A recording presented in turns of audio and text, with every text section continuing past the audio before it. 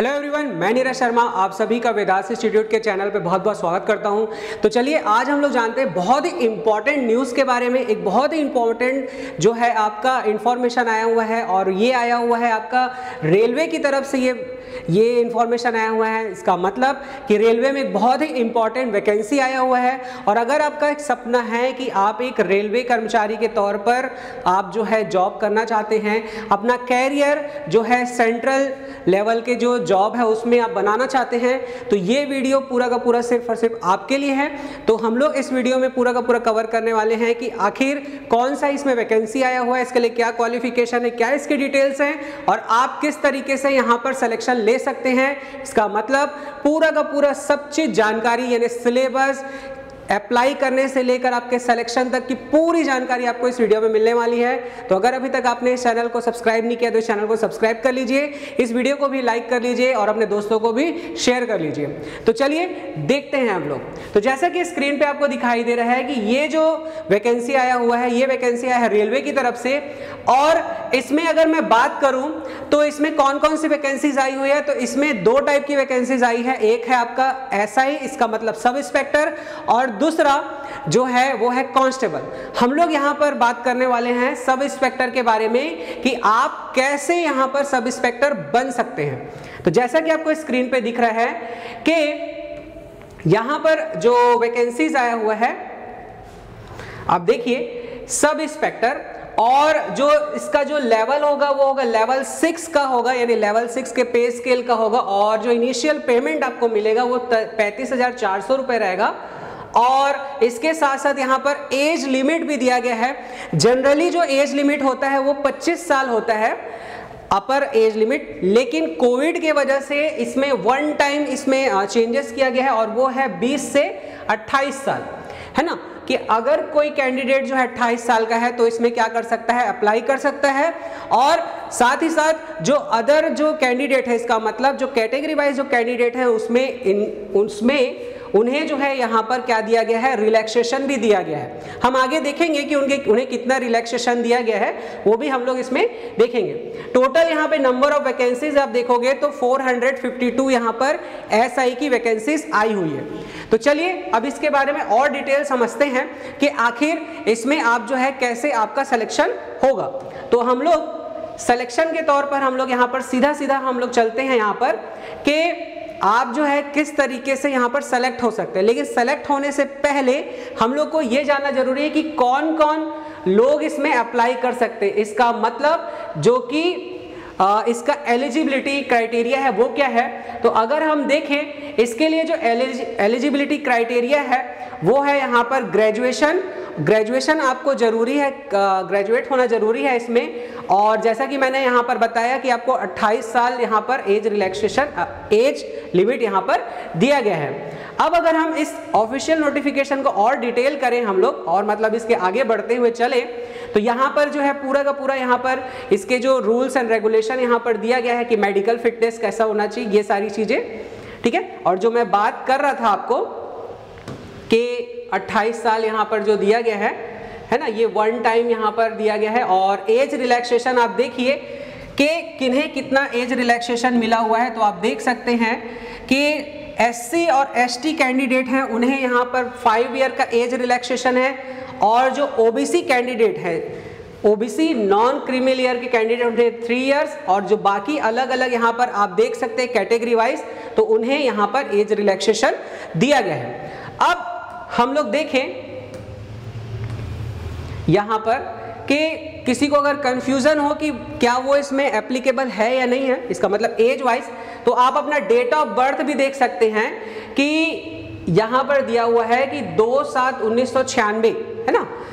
इसके बाद वाले जो कैंडिडेट हैं वो ही बस इसमें क्या कर सकते हैं, अप्लाई कर सकते हैं। इससे पहले जिनका एज होगा वो इसमें अप्लाई नहीं कर सकते। उसी तरीके से यहाँ पर ओबीसी का भी दिया गया है, उसी तरीके से एससी एसटी का भी दिया गया है, ठीक है। और सभी का जो एज का जो कैलकुलेशन होगा वो कौन से डेट से होगा, 1 जुलाई, ठीक है। और यहाँ पर आपको क्या करना है, याद रखना है 1 जुलाई 2004 जो क्या है लोअर, मतलब इससे 2004 के बाद वाले जो जिनका डेट ऑफ बर्थ होगा वो लोग भी क्या नहीं कर सकते, इसमें अप्लाई नहीं कर सकते, ठीक है। तो ये आपको इसमें याद रखना है। अब यहाँ पर जो मैं बात कर रहा था एजुकेशनल क्वालिफिकेशन की, तो एजुकेशनल क्वालिफिकेशन जो यहाँ पर मैंने बताया वो ग्रेजुएशन है। इसमें अप्लाई करने का जो तरीका है वो ऑनलाइन मोड है, आपको ऑनलाइन मोड में आपको अप्लाई करना है। और कहाँ पर अप्लाई करना है, तो आप जो है अपने अपने जोन वाइज क्या कर सकते हो, अप्लाई कर सकते हो, चाहो तो दूसरे जोन में भी अप्लाई कर सकते हो। ठीक है, तो देखो यहाँ पे एग्जामिनेशन फीस क्या है, तो एग्जामिनेशन फीस आप देखेंगे 500 रुपीज इसका एग्जामिनेशन फीस है। किसके लिए है, सभी कैंडिडेट के लिए। ठीक है, सभी कैंडिडेट हैं उनके लिए यहाँ पर 500 रुपीज है। लेकिन जो candidate SC, ST, ex serviceman, female, minorities and economical backward class EBC, ठीक है, OBC की तरह ये एक और होता है EBC, तो उस क्लास से बिलोंग करते हैं, तो उनके लिए यहाँ पर 250 रुपए यहाँ पर क्या है, ऑनलाइन फीस है। अच्छा, इतना जो 500 या 250 जो है यहाँ पर जो फीस है, अगर आप क्या करते हो, आप अगर एग्जाम अपीयर करते हो, ठीक है, आप इसमें अगर आप एग्जाम दिलाते हो, तो आपका क्या होगा, ये जो 500 में से 400 रुपए क्या होगा, आपको रिटर्न कर दिया जाएगा। ठीक है, तो ये आपको ध्यान रखना है कि अगर आप जो अपीयर होते हो, CBT में अपीयर होते हो, ठीक है, कंप्यूटर बेस्ड टेस्ट होता है, उसमें अगर आप अपीयर होते हैं तो आपको 400 रुपीज रिटर्न कर दिया जाएगा। ठीक है, तो ये आपको क्या करना है, याद रखना है। और जैसा मैंने बताया आपको तरीका क्या है, ऑनलाइन है, पूरी तरीके से आप ऑनलाइन तरीके से क्या कर सकते हो, इसमें फिल कर सकते हो, फॉर्म फिल कर सकते हो। ठीक है, चलो और आगे इसमें देखते हैं, इसके डिटेल्स को समझते हैं। तो यहाँ पर और भी यहाँ पर नियम दिया गया कि कौन से कैंडिडेट EBS में आएंगे, कौन से EWS में आएंगे। ठीक है, एक्स सर्विसमैन का यहाँ पर पूरा का पूरा डिटेल दिया हुआ है, आप इसे जरूर पढ़ लीजिएगा। डिस्क्रिप्शन बॉक्स में जो एक्स सर्विसमैन जो हैं उनका पूरा का पूरा यहाँ पर देख सकते हैं आप, जो इसका डिस्क्रिप्शन बॉक्स में मैं ये आपको प्रोवाइड करवा दूंगा, जहां से आप इसे देख लीजिएगा। ठीक है, अब आते हैं सबसे इंपॉर्टेंट चीज पर, और वो है रिक्रूटमेंट प्रोसेस। ठीक है, कि आप जो है किस तरीके से एक SI बन सकते हो। ठीक है, क्या क्या आपके स्टेजेस हैं, अगर आप उन स्टेजेस को पार कर जाते हो तो आप जो है SI के रूप में जो है रेलवे में ज्वाइन कर सकते हो। ठीक है, तो देखो इसमें अगर हम देखें तो इसमें क्या प्रोसेस है, सबसे पहले आपको ऑनलाइन अप्लाई करना है। इसके बाद आप यहां पर देखेंगे तो 3 स्टेज है। ठीक है, 3 स्टेजेस है। सबसे पहले CBT कंप्यूटर बेस्ड टेस्ट, फिर उसके बाद है फिजिकल एफिशिएंसी टेस्ट, या इसी को बोलते हैं फिजिकल, इसी में ही होता है फिजिकल मेजरमेंट टेस्ट, और उसके बाद होता है डॉक्यूमेंट वेरिफिकेशन। ठीक है, तो 3 स्टेजेस है। पहला स्टेज है आपको CBT यानी कंप्यूटर बेस्ड टेस्ट दिलाना है। दूसरे स्टेज में आपका जो है फिजिकल मेजरमेंट किया जाएगा और फिजिकल एफिशिएंसी आपका टेस्ट किया जाएगा, और लास्ट जो होगा आपका डॉक्यूमेंट वेरिफिकेशन। अगर आप ये तीनों पार कर जाते हैं तो फिर आपका जो है सिलेक्शन फाइनली किस में हो जाएगा, SI के तौर पर रेलवे पर हो जाएगा। ठीक है, तो चलिए देखते हैं कि CBT जो है, CBT का पैटर्न क्या होगा और उसमें जो सिलेबस क्या होगा, आप हम लोग सबसे पहले उसे देखते हैं। तो सबसे पहला जो यहाँ पर दिख रहा है, सबसे पहला जो स्टेप है वो है कंप्यूटर बेस्ड टेस्ट। तो इसमें जो पैटर्न होगा वो पैटर्न आप देखेंगे तो ये जो होगा आपका 90 मिनट का पेपर होगा। 90 मिनट के पेपर में आपका 120 क्वेश्चंस पूछे जाएंगे। ठीक है, 90 मिनट में कितने क्वेश्चंस पूछे जाएंगे, 120 क्वेश्चंस पूछे जाएंगे। और निगेटिव मार्किंग होगा कि नहीं होगा, तो हाँ बिल्कुल इसमें निगेटिव मार्किंग होगा, 1/3 इसमें निगेटिव मार्किंग रहेगा, ये आपको ध्यान रखना है। और सबसे बड़ी बात आपको ध्यान रखना है कि ये पूरा का पूरा कंप्यूटर बेस्ड होगा ना। आप ये मत सोचिएगा कि आपको जो है OMR शीट पर OMR शीट पर आपको क्या करना है, आंसर करना नहीं, कंप्यूटर पे क्या करना है, आपको आंसर करना है। ठीक है, और देखो यहाँ पे मिनिमम पास परसेंटेज भी रखा गया है, minimum pass percentage for eligibility. इसका मतलब है मिनिमम तो आपको लेकर ही आना है इतना, उसके बाद जो है आपका जो कट ऑफ है वो तो आपका जाएगा ही। तो मिनिमम कितना लाना है, तो देखिए unreserved EWS and OBC non creamy layer के लिए 35% और SC ST के लिए यहाँ पर 30%। ठीक है, तो SC और ST के जो कैंडिडेट हैं, SC ST कैटेगरी के जो कैंडिडेट हैं उनको 30% लेकर आना, बाकी सभी जो बच जाते हैं उन्हें 35% स्कोर कम से कम करना है, किसमें, CBT में। ठीक है, तो CBT स्कोर करना है तो सबसे पहले तो आपको इसका सिलेबस पता होना चाहिए कि आखिर इसका सिलेबस है क्या। तो देखिए जैसा कि मैंने बताया कि इसमें 120 क्वेश्चंस होंगे, तो 120 क्वेश्चंस को अगर हम डिवाइड करें तो सबसे पहला पार्ट होता है अरिथमेटिक। अरिथमेटिक में आपके 35 मार्क्स के यानी 35 क्वेश्चंस होंगे और इसमें आप टॉपिक देख सकते हैं number system, whole number, decimal number, ठीक है। इसके साथ साथ आपका fractions, relationship, average, ratio and proportion, time and distance, ठीक है, मेंसुरेशन, इस तरीके से यहाँ पर जो मैथ्स से रिलेटेड और अरिथमेटिक से रिलेटेड यहाँ पर क्या है, सारे के सारे टॉपिक हैं। इसके बाद है दूसरा जनरल इंटेलिजेंस एंड रीजनिंग।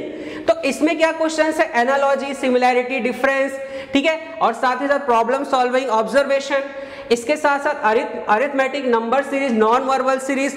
तो ये जो पूरे रीजनिंग के यहाँ पर टॉपिक्स हैं जो जिससे क्वेश्चंस पूछे जाएंगे। इसके बाद जो तीसरा सेक्शन है जो कि सबसे बड़ा सेक्शन है अगर बोले तो, और वो है जनरल अवेयरनेस, ठीक है। तो जनरल अवेयरनेस में इसमें कैसे क्वेश्चंस पूछे जाएंगे, तो इसमें देखो क्या क्या बोला जा रहा है कि इसमें जो कैंडिडेट का जो इन्वायरमेंट है, मतलब कैंडिडेट जो है अपने आसपास के एरिया से कितना ज्यादा अवेयर है, तो उससे रिलेटेड यहाँ पर क्वेश्चंस पूछे जाएंगे। तो अवेयर है मतलब आसपास से, मतलब अपने हिस्ट्री से, अपने आर्ट से, अपने कल्चर से, अपने जियोग्राफी से, ठीक है, अपने जो देश में जो कानून वगैरह है उससे। तो सिंपल यहाँ पर इकोनॉमिक्स, ये सारे जो क्वेश्चंस यहाँ पर पूछे जाएंगे, करंट के क्वेश्चन पूछे जाएंगे, स्पोर्ट्स से क्वेश्चन पूछे जाएंगे। तो ये सारे क्या होंगे यहाँ पर टॉपिक्स होंगे किसमें, जनरल अवेयरनेस में, ठीक है। तो 3 सीबीटी में कितने टॉपिक हुए, 3 टॉपिक हुए आपके। अरिथमेटिक एक पूरा का पूरा सेक्शन है, उसके बाद आपका रीजनिंग है, और तीसरा जो है क्या है, जनरल अवेयरनेस। अगर आप ये 3 जो एरिया है, अगर आप 3 एरिया पर काम करते हैं तो आपका जो है सीबीटी का जो स्टेज है वो क्या हो जाएगा, क्लियर हो जाएगा, ठीक है। तो ये था हमारा सिलेबस। अब हम लोग देखते हैं कि कैसे आप जो है फिजिकल एफिशिएंसी टेस्ट या फिजिकल मेजरमेंट टेस्ट पास कर सकते हो। तो देखो यहां पर जो है ये बताया गया है कि कैसे, मतलब क्या बता, सबसे पहला जो है पीईटी यानी फिजिकल एफिशिएंसी टेस्ट, उसके बारे में क्या बोला गया देखिए। तो उसके बारे में बोला गया है कि सब इंस्पेक्टर मेल जो होंगे वो 6 मिनट 30 सेकंड के अंदर जो है 1600 मीटर का क्या करेंगे, रनिंग, ठीक है। और जो सब इंस्पेक्टर जो फीमेल जो हैं उनको जो है 800 मीटर का रनिंग करना है, और वो भी कितने मिनट में, 4 मिनट में। लॉन्ग जंप देखिए मेल के लिए यहाँ पर रखा गया है 12 फीट और फीमेल के लिए 9 फीट। हाई जंप जो है 3 फीट 9 इंच मेल के लिए, और फीमेल के लिए जो है वो 3 फीट। तो ये क्या रखा गया है, ये क्राइटेरिया रखा गया है फिजिकल एफिशिएंसी टेस्ट के लिए, ठीक है। और फिजिकल एफिशिएंसी टेस्ट और जो मैं बोल रहा हूँ पीएमटी मेजरमेंट टेस्ट, ये जो होगा आपके सीबीटी के बाद होगा, ठीक है। तो आपके पास अभी जैसे मान लीजिए कोई सोच रहा होगा कि उसकी तैयारी नहीं है, तो आप अभी से तैयारी आप करेंगे, तो जब तक आप सीबीटी क्लियर करेंगे, उसका रिजल्ट आएगा जब ये होगा पीईटी और पीएमटी, तब तक आपकी तैयारी अच्छी खासी हो गई होगी। तो आप जो अभी से क्या कर सकते हैं, इसकी तैयारी शुरू कर सकते हो। इसके साथ साथ कौन से कैंडिडेट इसमें जो है एप्लीकेबल, यानी इसका मतलब है कि जो मेजरमेंट है उसको कैसे मेजरमेंट कैसे आपको देखना है। तो देखिए यहाँ पे मेल और फीमेल का जो हाइट बता दिया गया है, चेस्ट साइज आपका बता दिया गया है, ठीक है, सिर्फ और सिर्फ ये फीमेल का होगा, ठीक है। अब देखो एससी यहां पर दिख रहा है, देखिए अनरिजर्व्ड, ईडब्ल्यूएस और ओबीसी, इनके लिए जो मेल की जो हाइट होगी 165 सेंटीमीटर है ना, और फीमेल की हाइट जो है वो है 157 सेंटीमीटर। एससी और एसटी कैटेगरी के जो मेल कैंडिडेट हैं उनके लिए यहाँ पर 160 है सेंटीमीटर, और जो फीमेल है उनके लिए 152। और इसके साथ साथ देखिए और जो यहाँ पर दिया गया है, यहाँ पर जो है यहाँ पर जो कम्युनिटी और जो कैटेगरी बताया गया है कि गढ़वाल, गोरखा, मराठा, डोगरा, ठीक है, और भी जो अदर कैटेगरीज जो गवर्नमेंट ने स्पेसिफाई किया हुआ है, उनके लिए यहाँ पर हाइट दिया मेल के लिए 163 और फीमेल के लिए 155, ठीक है। तो ये क्या है इनकी हाइट के बारे में। वैसे ही सेम इसी तरीके से जो है चेस्ट के बारे में दिया गया है। तो देखो फीमेल कैंडिडेट के लिए ये जरूरी नहीं है, मेल कैंडिडेट के लिए ही है। तो अनरिजर्व्ड, ईडब्ल्यूएस और ओबीसी के लिए यहाँ पर जो दिया गया अनएक्सपेंडेड का 80 और एक्सपेंडेड का क्या हो जाएगा 85। इसी तरीके से एससी और एसटी के लिए 76.2 और एक्सपेंड करने पर 81.2, और जो बाकी जो स्पेसिफाइड जो कैटेगरी के जो हैं उनके लिए 80 और 85। ठीक है, तो ये इस तरीके से क्या दिया गया है पीएमटी का, यहां पर पूरा का पूरा यहां पर डिटेल बताया गया है। ठीक, तो आई होप आप सभी को ये सारी डिटेल्स आपको समझ में आ गया होगा, और जो भी कैंडिडेट इसे फुलफिल कर रहे हैं तो वो इसमें अप्लाई कर सकते हैं और अप्लाई करके इसमें तैयारी कर सकते हैं, क्योंकि बहुत दिनों बाद ये वैकेंसी आया हुआ है और एक अच्छा मौका है आपका रेलवे में आपको ज्वाइन करने का। आप तैयारी इसका कर सकते हैं। अगर आपने सोच लिया कि आप कर सकते हैं तो जरूर आप इसे तैयारी कर सकते हैं और इसे पा भी सकते हैं। तो ऐसे इंफॉर्मेटिव वीडियोस को पाने के लिए और एक सही तरीके से अगर आप चाहते हैं कि आप जो है इसकी तैयारी करें और जो भी गवर्नमेंट जॉब की आप तैयारी करें, तो आप जो है हमारे प्लेटफॉर्म को डाउनलोड भी कर लीजिए। इसमें जो प्ले स्टोर से आप जो हमारे एप्लीकेशन डाउनलोड कर लीजिए और वहां से आप जो है इसके कोर्सेज और भी जो अदर एग्जाम है उनके कोर्सेज को आप जो परचेस कर सकते हैं और सही तरीके से सही मार्गदर्शन में आप जो है गवर्नमेंट जॉब की तैयारी कर सकते हैं और गवर्नमेंट जॉब पा सकते हैं। तो चलिए मिलते हैं अब हम लोग नेक्स्ट वीडियो में। Thank you.